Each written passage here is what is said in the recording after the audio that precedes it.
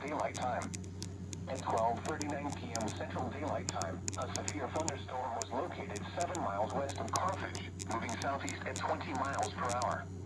Hazard, 60 miles per hour wind gusts and quarter-size hail.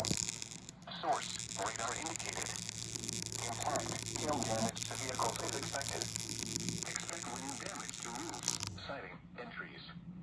Locations impacted include Carthage, Gordonsville, Hickman, South Carthage, Alexandria, Dowelltown, Liberty, Cedar Hill Lake, Tucker's Crossroads, and Edgar Evans State Park.